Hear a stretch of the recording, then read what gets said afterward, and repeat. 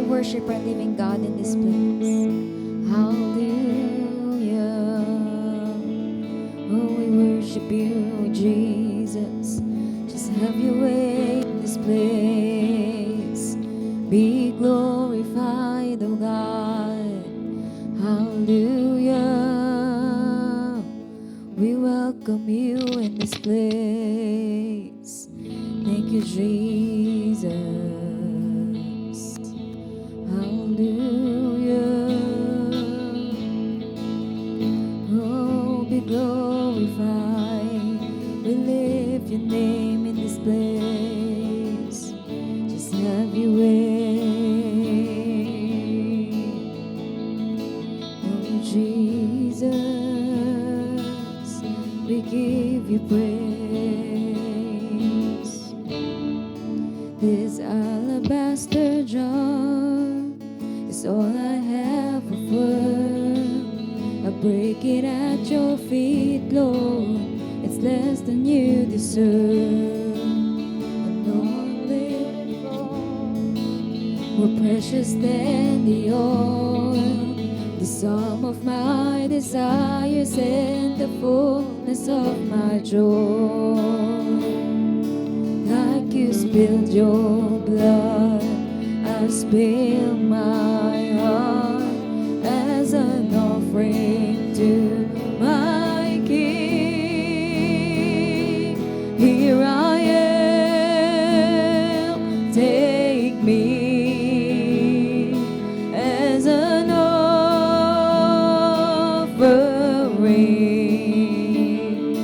Here I am, giving every heartbeat for your glory. Take me.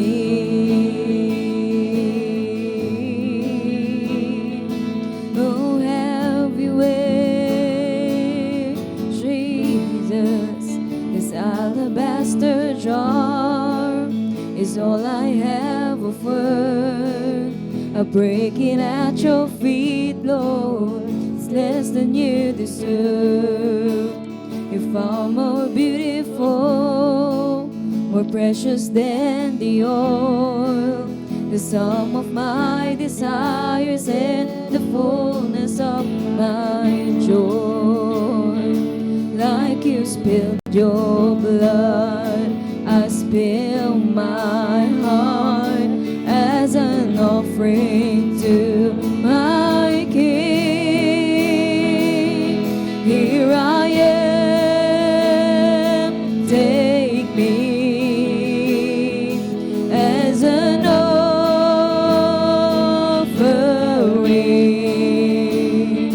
Here I am, giving every heartbeat glory. Here I am, take me as an offering.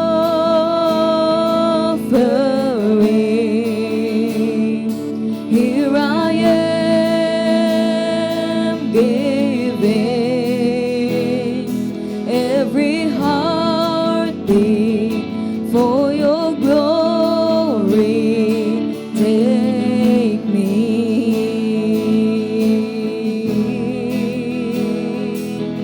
Oh, have your way. This time that I have left is all I have of earth. I lay it at your feet, Lord. It's less than you deserve. And though I've little strength, and though my days are few, you gave your life for me, so I will live my life for you. Like you spilled your blood, I spill my heart as an offering to my King. Here I am, take me as an offering.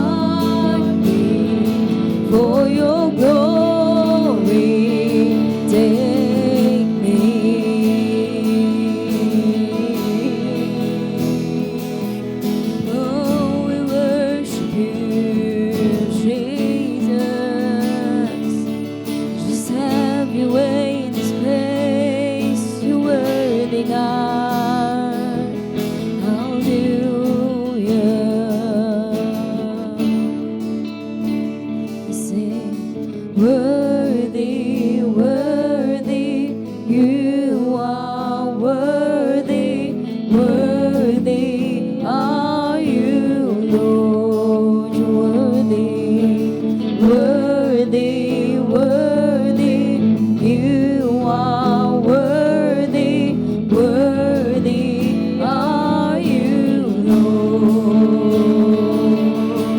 worthy, worthy, you are worthy, worthy are you, Lord, worthy, worthy, you are worthy, worthy are you, Lord. Here I am, take me as an offering.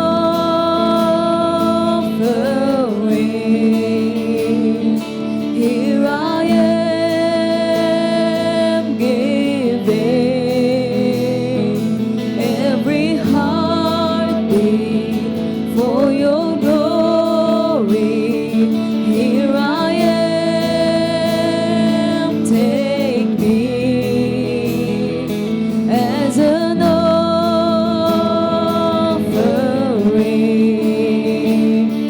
Here I am, giving every heartbeat for your glory. Take me.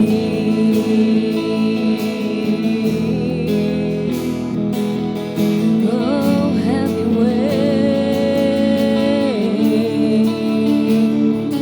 You are worthy, oh God. You're worthy of our praise. You're worthy of our praise. We lift your name, Jesus. Have your way. Hallelujah. You're worthy, God. Be exalted, be Hallelujah. We give it to you, magnified. God. Just have your way in our life. Jesus, be lifted. Hallelujah. We lift you high, magnify you. We give you praises and honor. Your glory, you're worthy of glory, O God. You're worthy of all our praises. We lift you high in our life. Take over this life that we have. Because we cannot be boastful of everything in this life. Because it's all about you, Lord. It's all about you. Take us into your fold. We want your embrace. Envelop us with your glory. Be free to move, be free to work, be free to change everything in this life so we can give honor to your holy name. We lay down everything unto you, God. Apart from you, we are nothing.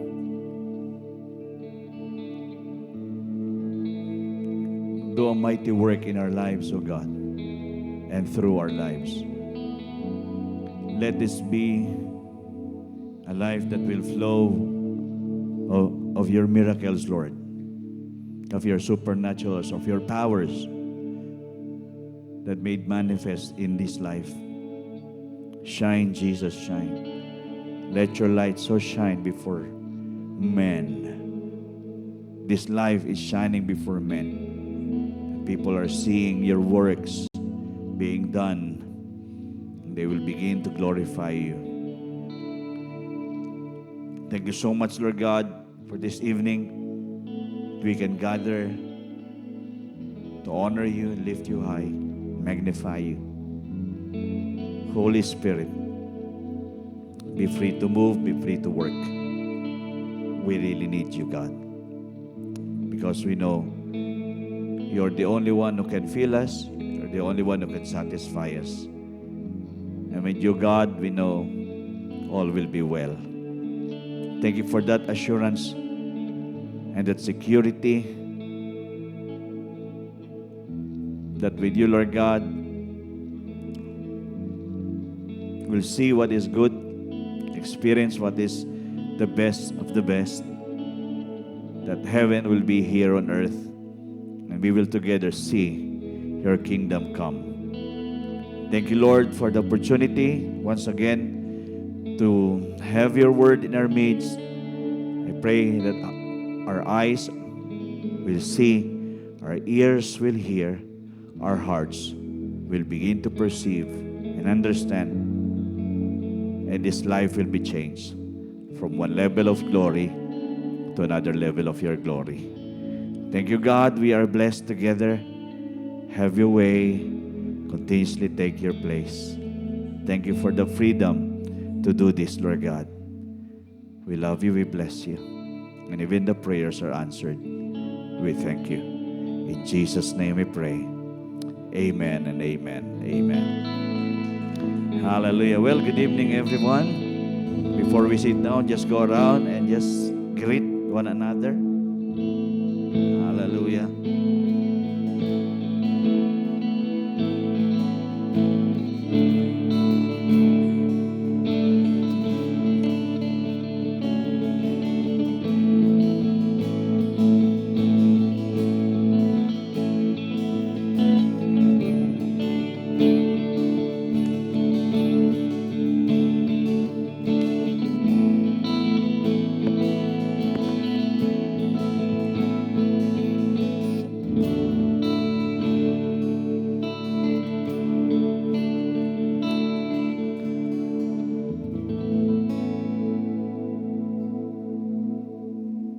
Okay, good evening, everyone.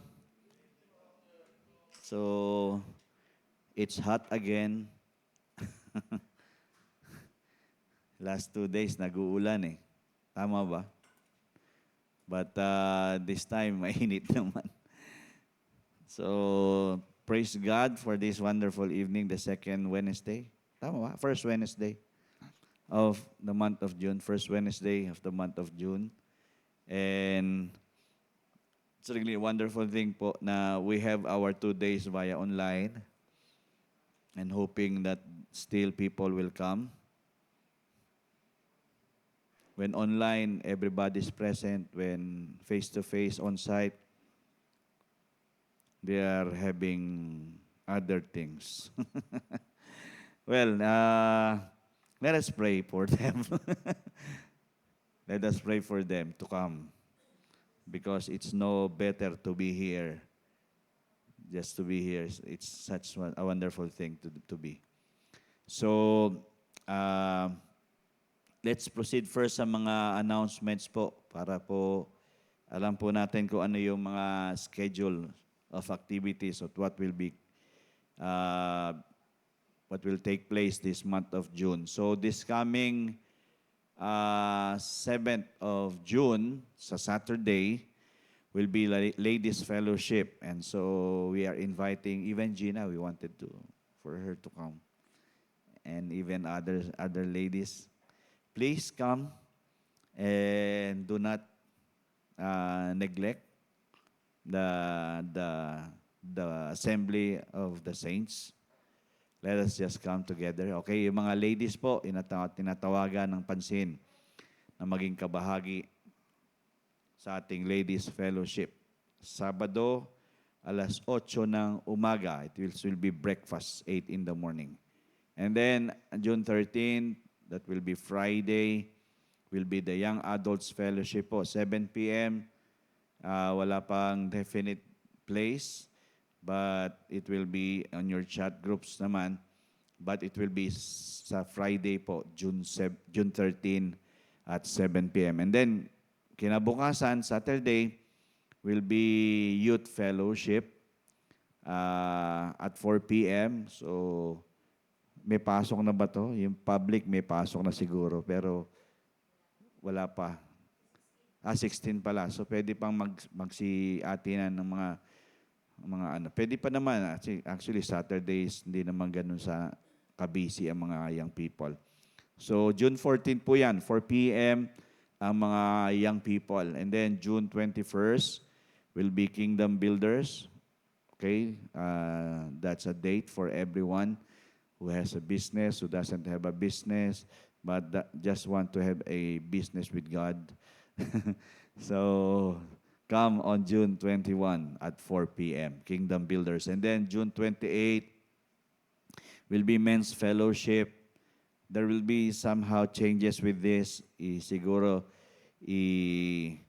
i-adjust ko to because Saturdays, magkakaroon kami ng kabisihan ng aking asawa. We will be attending a seminar every Saturday starting June 14. No? So, anong to 8 to 1, atinan natin.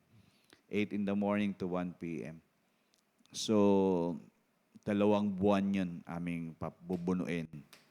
So, we'll be a part of that seminar para sa aming dalawa. And actually, pwede natin isama iba kung gustong sumama, no? Sa mga leadership, sa mga core. Every Saturday yon 8 to 1. Okay, gagawin lang naman dyan sa Santa Rosa rin naman. Malapit. Okay, yan po ang June 28, Men's Fellowship will be reminded if it will be adjusted. So I think it will be adjusted. Baka gawin din nating 4 p.m. ito. So it will be merienda time. Merienda time. So hindi na magbe-breakfast, magme-merienda. Because we will have to go to our seminars, kaming mag-asawa. Okay, yan po ang schedule of activities. Also, on the last Sunday will always be the Communion Sunday. And also want to remind everyone, every last Sunday will be our Communion Sunday. Also, ito rin po yung Tagalog. It will be a service supposed to be Tagalog talaga, lahat. Okay, so baka mag-expect si Brother Eli that every scripture is already in Tagalog during the last Sunday. So, it will be a pure Tagalog Sunday every last Sunday of the month. Okay, so yan po ang mga schedule of activities this month of June. Take note of that. Actually, it is in our Facebook page naman. You can check it out. Nandun ba, Casey, yung schedule of activities ng month of June? So, it is in our Facebook page, Life and Peace Believers Community. So, I pray that you will follow. We also have our YouTube channel. You can also subscribe and follow. Okay, so you can recall what are the teachings, preachings, fellowships, what is happening, mga happenings po sa Life and Peace Believers Community. Okay, so tonight I'll be continuing with the series, the series of Kingdom Living. So I don't want to put a halt sa series na ito because we will be learning a lot of the principles of God through our Lord Jesus Christ. Ito po kasi yung mga bagay na gustong iparating ng Panginoon sa atin for us to embrace and not just to learn it, but to apply it. To really be dead serious in being intentional of doing it so that we are able to really do the will of the Father through our Lord Jesus Christ. Kasi we need to understand, tayo po ay nung tayo tumanggap kay Jesus Christ as Lord and Savior, then it's true, we are converted. We now become a part of the kingdom of God. So we are all children of the Father, children of God. So we are also citizens of heaven. We are kingdom citizens. And there are things that we need to understand na yun po yung i-apply natin every day in our life. It's not just one thing that we learn and then we forget it, but it should be the lifestyle that we need to live while on earth. It's kingdom living while still on earth. So tonight's series will be series number 37. Okay, we are on series number 37, which is point number 71. So this is point number 71. If you are following, from the start, from series 1 hanggang series 37, we are now on point 71. Okay, but all those points, we will be converting it into a manual kasi we have 4 principles that I have already finished. So it will be used during the Connect group that will be formed. Okay, yun po yung gagamitin sa Connect group para na didiscussan, meditate. So 71 points na yan. I don't know how many still that we need to take because we started last year after our anniversary. Tama ba?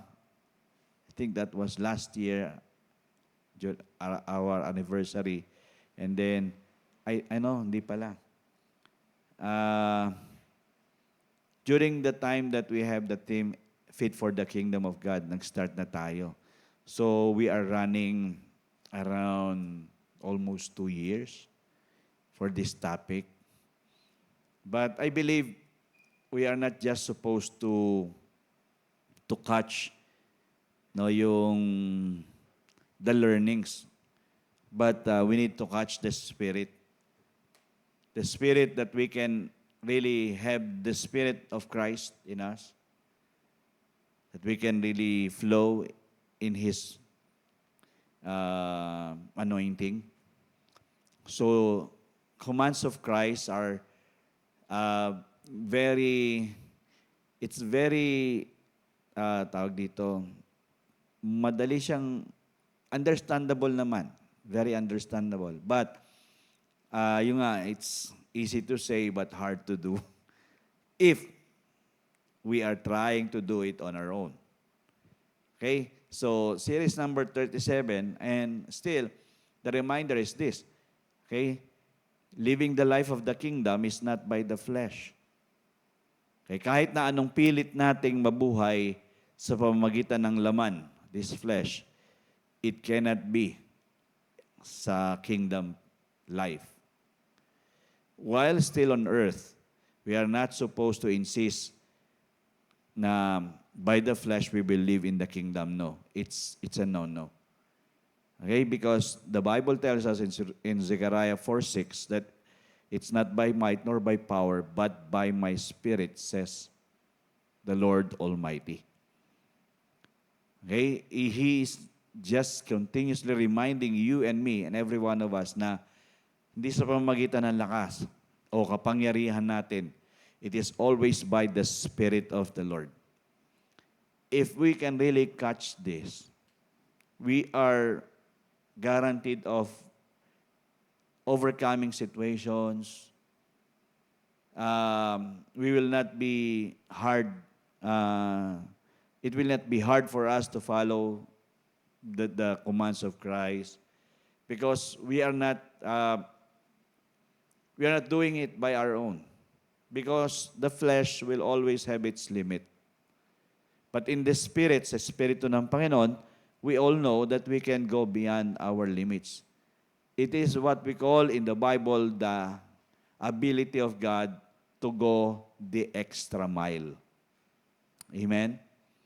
Kasi yun po yung gusto ni Lord na this is who we are and we have used up everything na meron tayo, no, na kumbaga na kinuha na natin yung kailangan natin, lahat. Lahat ng resources talagang na-used up na natin, nasa-id na natin, na-empty up na natin yung sarili natin. But it's still another thing that we ask of the Lord, of His guidance and help, because He is our ever-present help. And when He helps us, we can go beyond our limits. So that's the truth na sinasabi ng Bible. It's not by might nor by power, but by my Holy Spirit. So this evening, I want us to learn from these verses. In Mark chapter 11, verses 20 to 24, I want us to embrace these truths from the Lord. And it all started with a story here in Mark 11, 20 to 24. Ito po istorya na si Jesus kasama yung mga disciples niya ay lumalakad at may napansin. Okay? There is something that they have noticed as they walk. Now in the morning, in verse 20, now in the morning, as they passed by, they saw the fig tree dried up from the roots. So prior to this, Jesus, Peter, and the disciples have seen a very leafy fig tree. Leafy, but no fruit at all. Okay, so ang tingin nila, napakaganda ng mga dahon, napaka-green ng mga dahon, but there is no fruit. So wala siyang pakinabang, kundi dahon-dahon lang. Ang fig, masarap yan. It's delicious. Fig is delicious. So, siguro during that time, hindi natin alam kung season niya, is it the season of figs or not. But, I think Jesus, during that time, ay na-discouraged because He is expecting that this is the season of figs, but there is no fruit on that fig tree. So He cursed that fig tree, and when they passed by in the morning, they saw the fig tree dried up from the roots. Because He says that this fig tree is no use at all because it doesn't serve its purpose. Okay? So Peter, remembering, naalala ni Peter, he said to Jesus, Rabbi, look, the fig tree which you cursed has withered away. So Jesus answered and said to them, have faith in God. So this is what is a very important words from our Lord Jesus Christ, that He says, you just need to pour out or confess something. You just need to believe what you have already said, that it will never return void. So have faith in God because nakita nila na yung fig tree ay natuyot, nawala na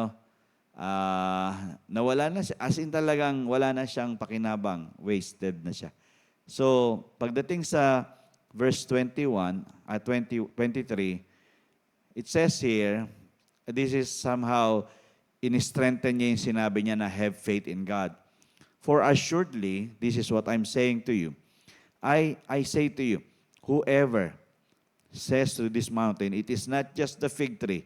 He's saying, whoever says to this mountain, be removed and be cast into the sea, and does not doubt in his heart, but believes that those things he says will be done, he will have what he says. Okay, sinabi ng Panginoon, okay, you have seen what had happened to the fig tree. I have said something to this fig tree, and this fig tree dried up. Okay, nawala na ng pakinabang talaga kasi wala nga pakinabang in its season, hindi naman siya napakinabangan. So, he is good for nothing, then he needs to be, that thing should be begun. I don't want to see that anymore. So, Sabi niya, you just need to learn that when you believe, it will come to pass. So sabi nga, if you don't have doubts in your hearts, but you believe on the things that you say, it will be done. You will have what you say. And then, verse 24, he says, therefore I say to you, this is what I'm saying to you. Again, this is my reminder. The second time, I say to you, whatever things you ask when you pray, believe that you receive them and you will have them.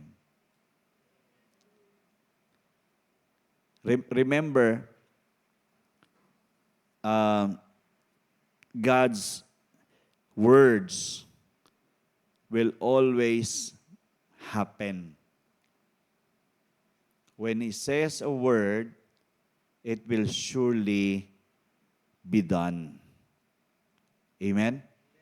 So, nung sinabi ng Panginoon ito sa mga disipulo niya, sabi niya ganon, gain confidence in me because in me you can say everything through me, by me, and then you will see the result. Without a shadow of a doubt, you will see the result. So, if it seems so impossible for you, then just believe. Just believe. Because when you believe, you will have what you have said. And you will receive what you have prayed for. And you will actually have them. Alam niyo, yun yung masarap sa Panginoon na when you ask of Him and you just have faith in Him, okay? Mamaya, i-clear out po natin to with regards to this point. You just have faith in Him, okay? We know that there's no limit on Him. We are natural, He is supernatural. That is yun yung, kumbaga, yung gap natin eh. But, hindi naman siya malaking gap because we can always now have that access to the supernaturals eh. Amen? So, ibig sabihin, hindi na siya malayong mangyari sa atin. All we have to do is have faith in God. That is why the point for today is this. Have faith in God. Magkaroon tayo ng pananampalataya sa Diyos. Bakit kaya nasabi ng Panginoon ito? Because I know and I believe that in this time, the people of God ay nagswisway sa kanilang faith sa Diyos. Okay? Ang faith nila ay sa ibang mga bagay, liban sa Diyos. Okay? So, I can have faith with my resources, with what I'm doing, with what I can actually do by myself. Minsan, ganun yung faith natin eh.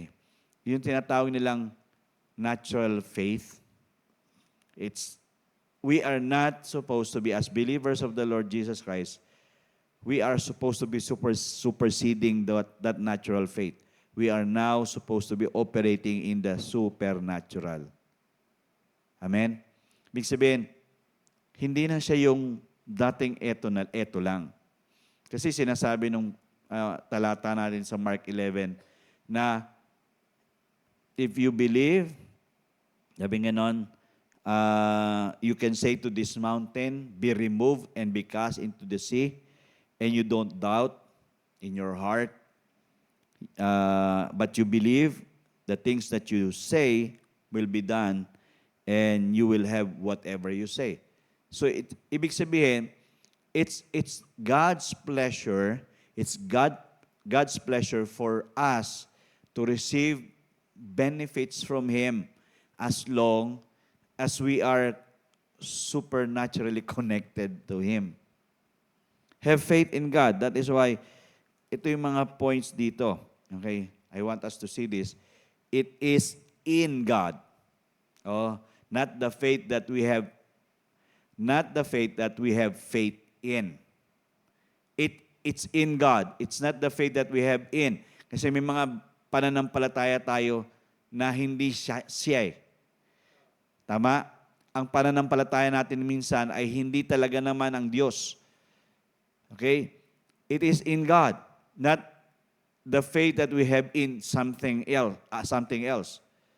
Because we have faith in somebody who can do the job, or we can have faith in our resources, the provisions that we have, or even the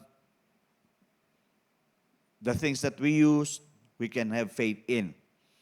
But here, he is clearly reminding each and every one of us to be having faith in God.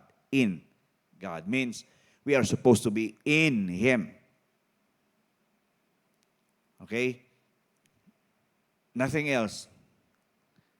Just Him. Kasi, again, I want us to be reminded na He is a jealous God.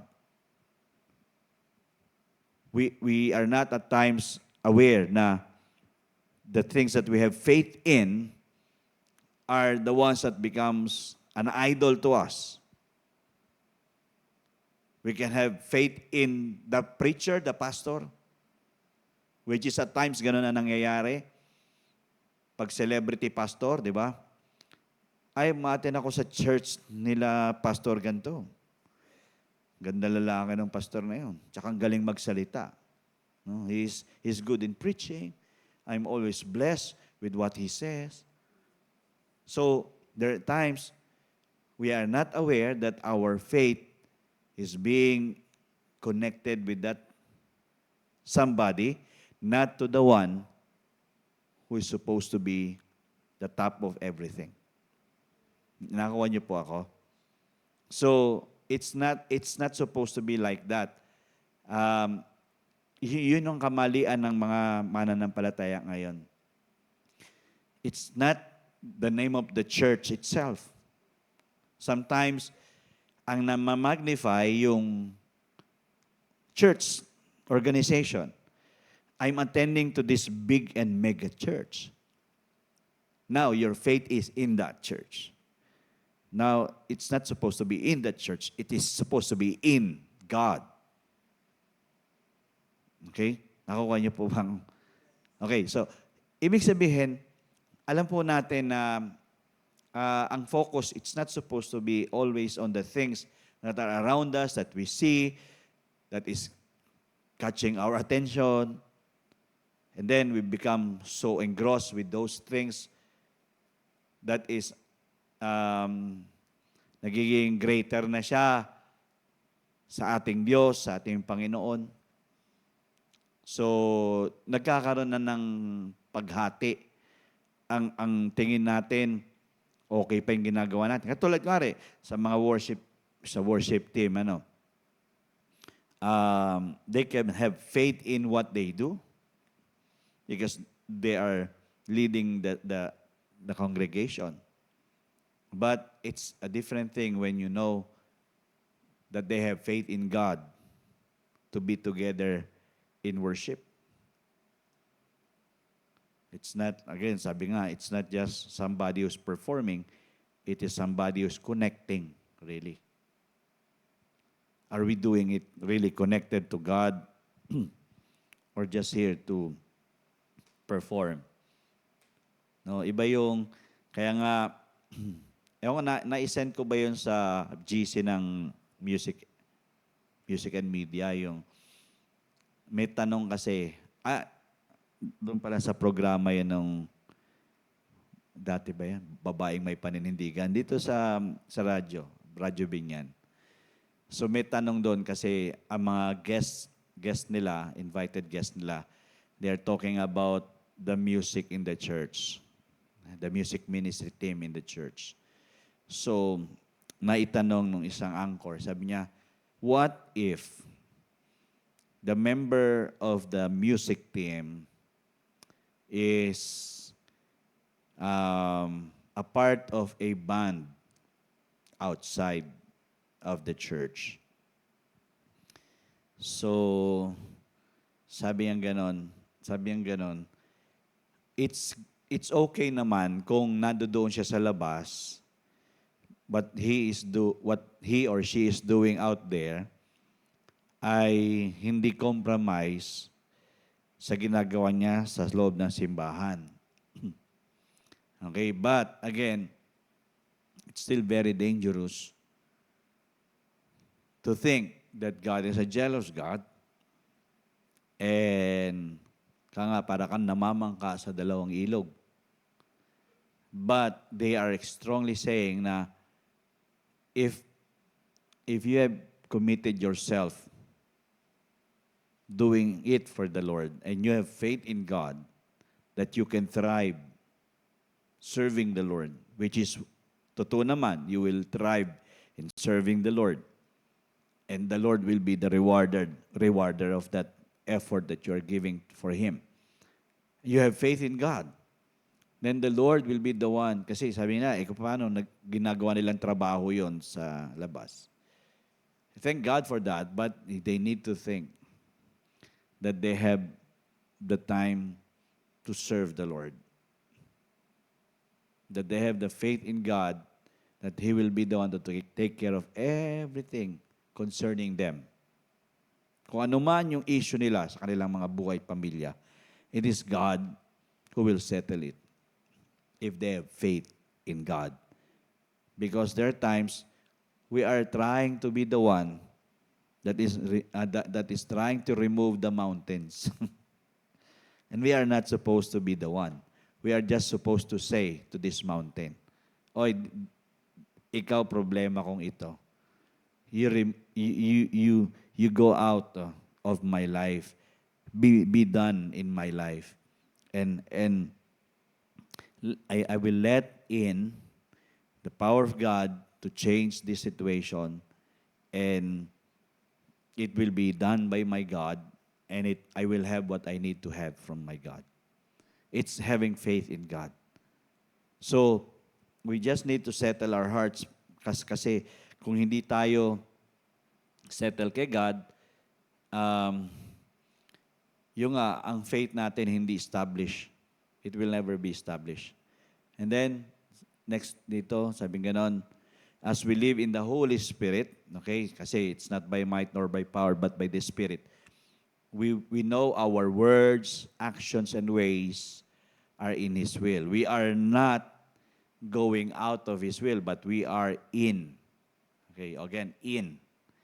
It's not out of His way, but in His will. Okay, so as we are being led, okay, as we are living in the Holy Spirit, it will line up. It will always line up to the will of the Father. And then, it is believing He is able to bring about anything. It is about settling our hearts that He is able to bring about everything. Kasi di ba ang problema, minsan tinutulungan natin si Lord. Tinuturoan tayo ni Lord ng instruction. Pero wag nating tulungan si Lord. He knows.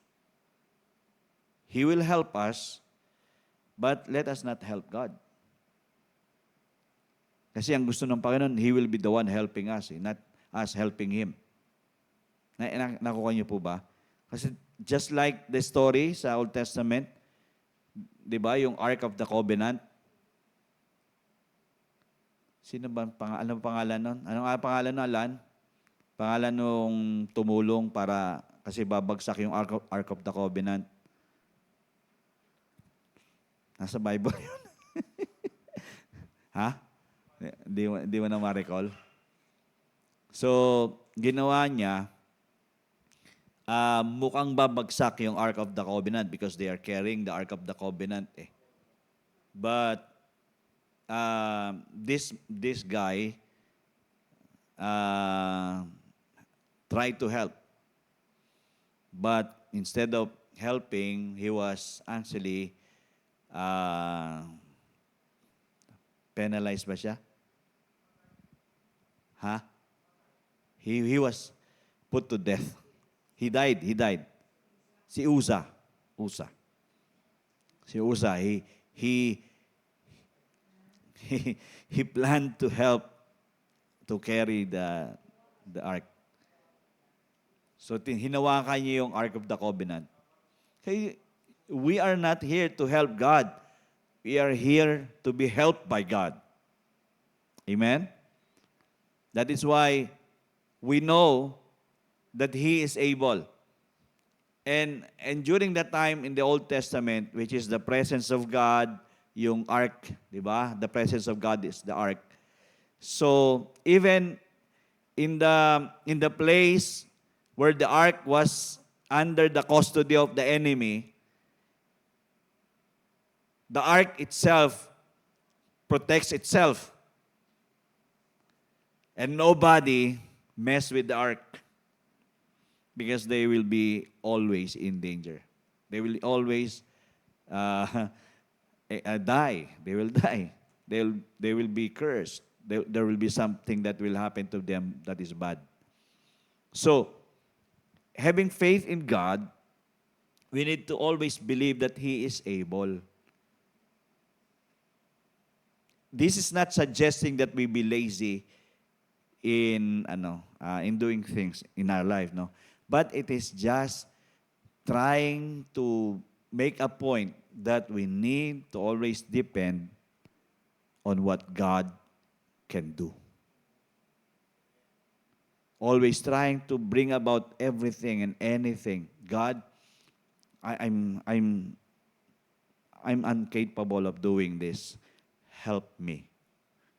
So, there are mountains that needed to be removed, but only God is able to do it. So, we need to understand that. It is not seeking our desires, but His.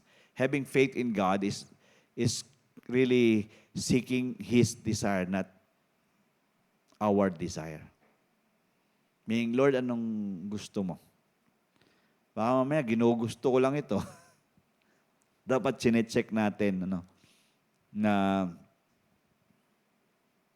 which is marami naman tayong ganun eh. Sablay naman talaga tayo, Lord, kasi mukhang okay naman kasi. It looks like good to me. So I will pursue this. But actually, when we have faith in God, meaning, mas lamang, mas talagang nakaangat yung desire niya kesa sa desire natin. So, yun yung hinahanap natin palagi. And then, His glory is worth the cost. Okay? His glory is worth the cost. Okay? We all know na that glory alone is worth everything. If we are living this life for His glory, no, we only think of what He desires and what He can do in us and through us. Meaning we know that He will be always able to do things for us. Then that glory is worth the cost. Meaning, yes, it's hard na minsan hindi natin maintindihan. Kasi nga, His ways are higher, His thoughts are higher. But again, our main purpose of having faith in God is that to bring glory to Him. Mag-glorify siya. Hindi lang basta nasatisfy tayo, pero siya kaya nasatisfy. Okay, His glory is worth the cost. And then the next is that God can, ito yung maganda rito, when we all know that God can and will provide. So, if we are having some doubts in our life, having faith in God will assure us na God can and God will. Meaning, we are not supposed to live a life that is always lacking, or steady lacking. We are not like that. Or steady in scarcity, or steady in want, or always having shortages. No, God can and will provide. All we have to do is just have faith in. Faith in. And the more that we are settled in our faith in Him, the more we see that the things na dinidesire natin na isa sa katuparan. Kumbaga, nagmamanifest siya. Hindi siya na tag dito nawi-withhold sa atin. Hindi tayo na-deprive sa best from the Lord. Because the more we, sabi nga nung kanta, the more we seek Him, the more we find Him. The more we find Him, the more we will love Him. Di ba? So, alam natin na it's the faith in God that draws us closer, or draws heaven closer to us. To which we know we are not on this earth as citizens of heaven na kumbaga will live in poverty or will always come out a victim, or we will live this life na para bang para bang always na may disappointments, may discouragements. But we know, as we have faith in God, there is an elevation in our life. Meaning, you might be here today, but when you have faith in God, God is relegating you to another level. And then as you keep on having faith in God, God can bring you again to another level up. And then another level up. As that is the projection eh. It's always getting higher and higher. God, kaya nga ang kanyang salita, di ba? Is it in Ephesians that God has given us everything in the heavenly places?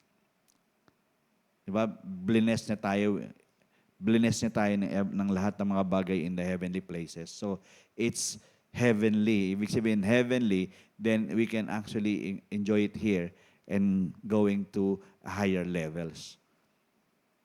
So, sa buhay na ito, bilang mananampalataya, hindi po talo ang mga may pananampalataya mismo sa Diyos.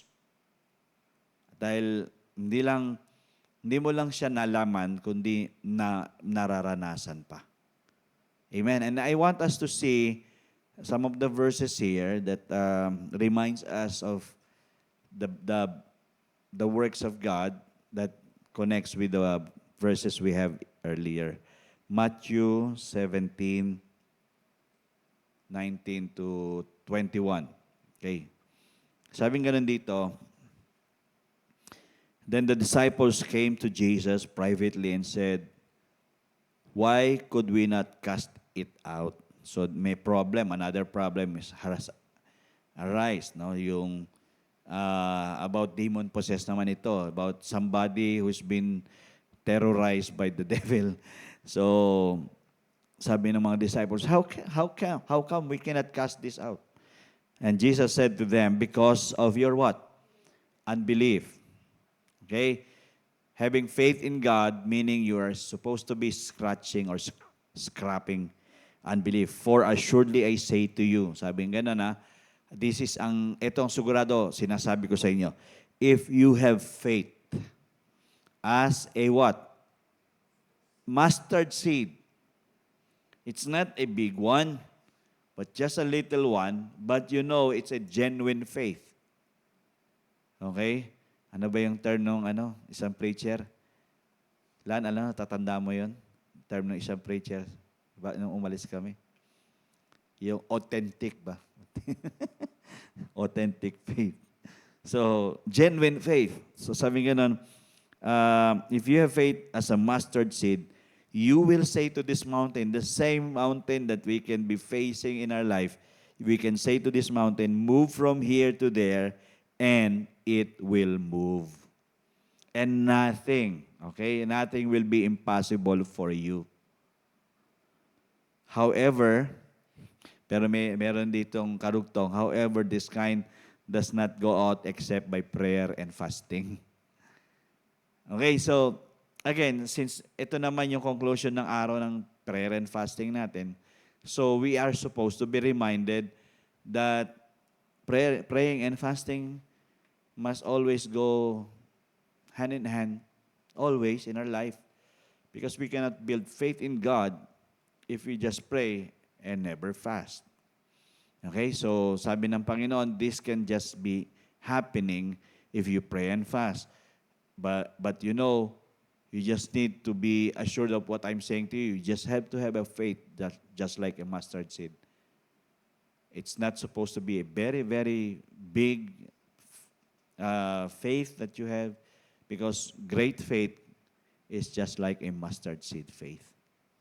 Okay? Another one, Matthew 21:21.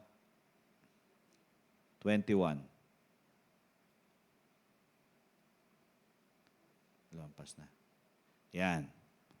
Matthew 21:21. So Jesus answered and said to them, assuredly I say to you, if you have faith and do not doubt, you will not only do what was done to the fig tree. Ito, kanina rin ito istorya natin sa Mark 11. But also, if you say to this mountain, be removed and be cast into the sea, it will be done. So the same story, the fig tree and the mountain, whatever it may be, we know that if we have faith and never doubting, meaning there's no any shadow of doubt. Okay? Sabihin natin, Pastor, ang hirap na when you're a believer, you just need to continuously be consistent in your belief. But again, the Lord is encouraging us, not by might nor by power, but by the Spirit. Okay, we can only grow in our faith if we just keep on letting the Spirit of the Lord guide us into faith. Okay? Kasi ang Holy Spirit will help us understand the very will of God through the Scriptures. He will reveal the heart of Jesus, the heart of Abba Father. So when the Spirit of the Lord moves strongly in our life, in our personal life, then what will be the end result or the outward result will be we can confess, declare words from the Lord and say, this fig tree will be will die from its roots, and if this mountain is hindering me, it's blocking me, then I need to say to this mountain, be removed and be cast into the sea, means it will not block me anymore, then it will be done. So the Lord is telling us and reminding us, God can do things above and beyond what we can do. He is always like that. He's great. Another one, Luke 17, verse 6. So the Lord said, okay, if you have faith as a mustard seed, this is another one. You can say to this mulberry, this is very specific na, mulberry tree, be pulled up by the roots and be planted in the sea. So Luke has a different kumbaga approach, no? But he dito sa mustard, tapos figs, ngayon mulberry naman. If we know, mulberry is very useful tree as well. But he says here, if you have a mustard seed faith, the mulberry tree will be pulled up now from the roots and also be cast into the sea, and it would obey you. Meaning it might be the things that you are expecting are all good, but if it is not good for God, then it must go. It is all let And we need to let go of the things that doesn't actually benefit us in faith towards God. So just have that faith as a mustard seed. Kaya nga mga kapatid, kung isipin po natin, ang pananampalataya natin ay hindi sa kung ano-ano mga bagay, kundi para lang sa Panginoon, para sa Kanya lang. And God has put us together in this place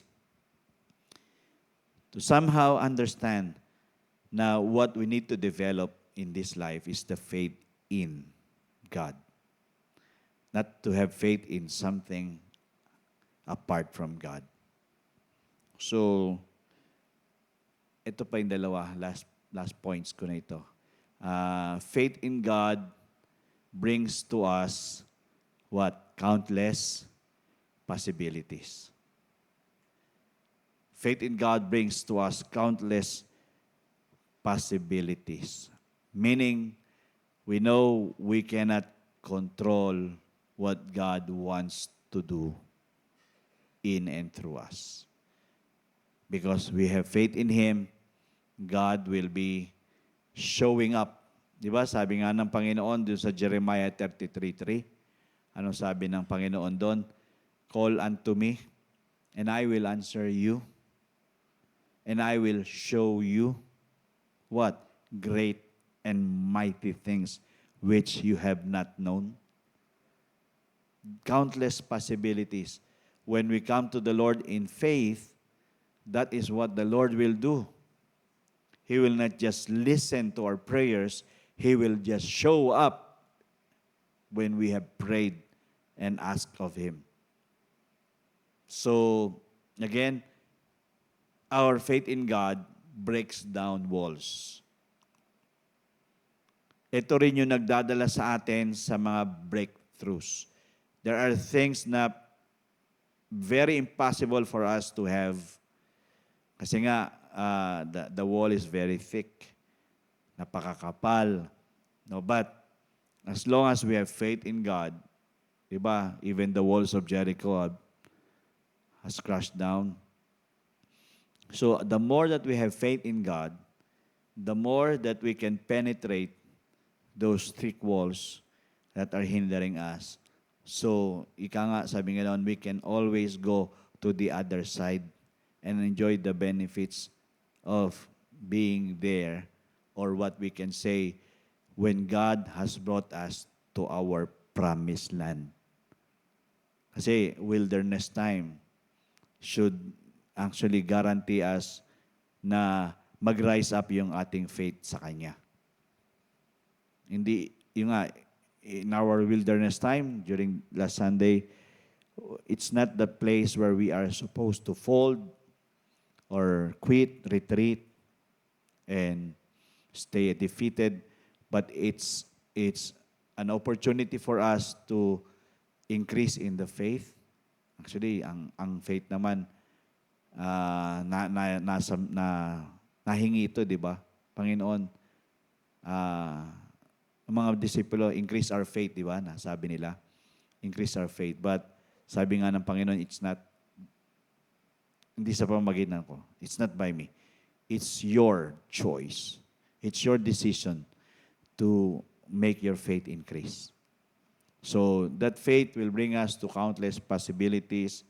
And the last one, believe what He believes for us. Okay? Maniwala tayo kung anong pinaniniwalaan niya sa atin. Minsan wala tayong believe sa sa paniniwala niya sa atin. Kung sinabi niya tayo'y precious sa Kanya, minsan ang tingin natin sa sarili natin, we are a nobody. Di ba? Parang nile-level down natin palagi yung sarili natin. We level down ourselves in His sight. But God believes us. Di ba? Who we are, He believes who we are. Because we are His own creation. And He wanted us to enjoy heaven on earth. That is why He's putting everything for His creation. The best of all the best. So, All we need to do is believe what He believes for us. Maniwala tayo sa pinaniwalaan niya na sa atin. Kasi baka mamaya, naniniwala ang Panginoon sa atin, pero tayo, hindi tayo naniniwala sa paniniwala niya sa atin. So, if we have issues with this, we need to ask the Holy Spirit, God, reveal to me the very heart of God over me. Let your words become clear and clear every day so that I will be able to really increase in this faith. Because I believe na tayo po, habang tayo nandito sa lupa, ini-expose niya tayo dito sa mga gantong kapahayagan, sa mga revelations na ito. For us, not being hindered in advancing in life. Para bang, kasi minsan nasanay na tayo, eto na lang ako, may edad na ako, I've already aged, and nothing will happen to me anymore. No, that is the deception of the enemy. If we have faith in God, countless possibilities will still take place. Even at our old age, we can still produce. Amen? Nobody is done until God says you're done. Di ba? Kaya, pag sinabi mong hindi ko na kaya, tapos alam mo namang sinasabi ng Panginoon, kaya mo pa, ibig sabihin, you don't have that faith in God. So, just believe for what He believes for us. The Word of God, this Word, this Bible, has a lot of things that will reveal what He believes in us. We are precious in Him. We are a treasure to Him. And He will care for us. Don't think otherwise. No, hindi siya kumbaga hindi pa siya tapos. Huwag natin siyang patapusin. Okay, He's not done yet. He has still a lot of things He wants to perform sa buhay po natin, sa life na ito. And if we can just have faith in God, again, we can really see the supernaturals happening. That this mountain is being removed to the sea. Meaning, if this is not serving its purpose anymore, you just say, go. You are not, you are hindering my sight. You are not supposed to be blocking me. But you can now advance because this mountain is being removed. There are a lot of mountains that will come our way, di ba? Every day. It will be like that. But as long as we have faith in God, it is being removed. Kaya nga, every time we come to God in prayer, every morning, every day, Lord, whatever the devil will try to do against me, against my family, I know it will not prosper. It will never prosper. Because that is what you have said. So I believe that no weapon formed against me will prosper. Against us will prosper. And even words that were spoken against us has no power at all. So again, church, have faith in God. Have faith in God. Never doubt, never put doubts in our hearts that He cannot, because He can. And He is able. Palagi naman siyang ganun na kaya niya ang lahat. I thank God kasi kanina successful yung operation ni Tim, minor operation niya. Pagtanggal ng malaking kuhol. May kuhol pala sa likod A snail, just like a snail, small snail in his back. So it was a successful operation early this morning. And then last night, after our online prayer and fasting prayer, I've talked to my mama, nanay, and nawala na yung swelling ng kanyang paa. And she is, slowly eating naman na. Gaining her appetite. So sabi ko, basta kahit wala kang gana, kumain ka. Sumasakit nga, huwag kang kumain ka lang. Kumain ka lang. Sabi niya, nahihirapan, kumain ka lang. Just eat. So, we can only expect really the supernaturals, the miracles. It will be a natural thing that needs to happen to us as we walk in the Spirit and live in the Spirit. Have faith in God. Amen? Have faith in God. Tayo po tayong lahat. Let's all stand up. Thank you, Lord. Let us honor the Lord with our giving as well.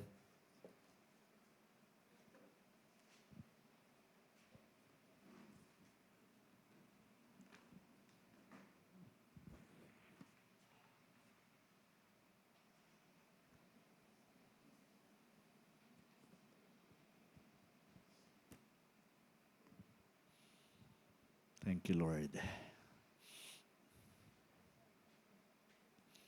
Well, I will continuously remind and encourage po ang bawat isa na ang panahon po natin ngayon ay panahon na iniaalis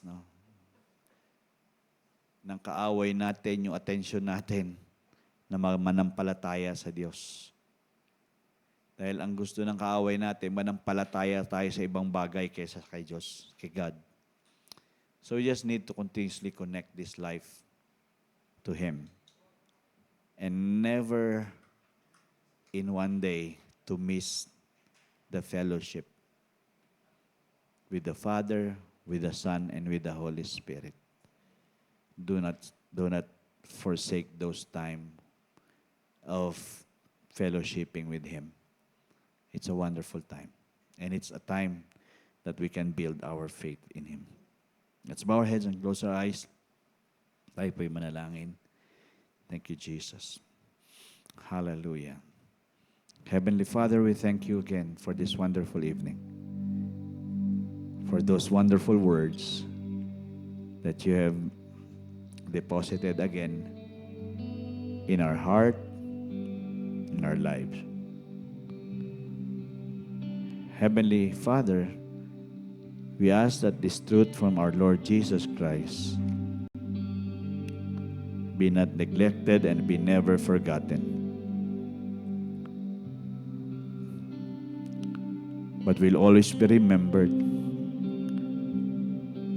that will sink deeper and deeper into our hearts, that we can always have faith in you, Lord, every step of the way. We all know, Lord God, that this faith will be tested. There will be challenges. And there will be somehow hindrances for us to misfocus and not fix ourselves in this faith in you. But God, through your Holy Spirit, I pray that we will be reminded strongly to keep on believing and never doubting. We keep on praying, confessing, and just being assured of that when we say to our mountains, be removed and be cast into the sea, it will move. It will obey. And without a shadow of any doubt, we know, God, what we ask of you, we will have them, we will receive them. Kaya nga ngayong gabi, Panginoon, we might be having needs and even wants and even situations in our life that needs your intervention. God, I pray, do a mighty work. Intervene and just do a work that will turn these situations around. Lord, I pray that your miracles will take place. Restorations will be upon relationships.